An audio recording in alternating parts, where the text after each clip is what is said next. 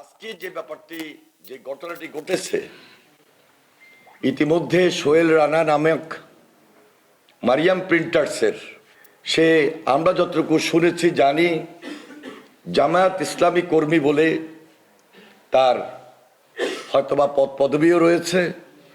6টা সিল একটা কম্পিউটার সহ তাকে গ্রেপ্তার করা হয়েছে এবং এই 6টা সিল যে বানিয়েছে, যারা বানিয়েছে নিশ্চয়ই এর পিছনে অনেক কলকবজা রয়েছে এবং একটা ইলেকশন ইঞ্জিনিয়ারিং এর হিসাব নিকাশ রয়েছে। কিভাবে এই 6টা সিল বানানো হলো এবং এর বাহিরে আরো যে অনেক জায়গায় সিল বানানো হয় নাই,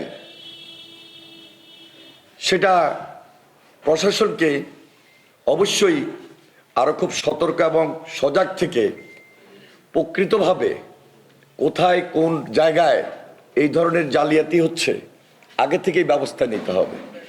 এর পাশাপাশি সিলের পাশাপাশি নিশ্চয়ই ব্যালট বানানোরও নকল ব্যালট বানিয়ে, ধরেন ভোটের দিন একজনে একটা ভোট দিবে, তাদের সেই নির্ধারিত লোক একটার সঙ্গে যদি আরেকটা ব্যালট বা আরো 2টা ব্যালট বা আরো 3টা ব্যালট নিয়ে যেয়ে সেই স্বচ্ছ ব্যালটের মধ্যেই রাখে গোপন কক্ষে, ধরার মতো কেউ হয়তো নাও থাকতে পারে। টানা তৃতীয়বার অর্জন করেছে দেশের সেরা সুপার ব্র্যান্ড স্বীকৃতি বসুন্ধরা টিস্যু। এজন্য আগে থেকে আমাদেরকে খুব সজাগ এবং সতর্ক থাকতে হবে। বিদায় আমরা আজকে এই প্রেস কনফারেন্স করেছি, এই সংবাদ সম্মেলন আয়োজন করেছি। প্রকৃত তথ্যটা আমার চেয়ে বেশি আপনারা ভালোভাবে প্রচার এবং প্রকাশ করতে পারবেন।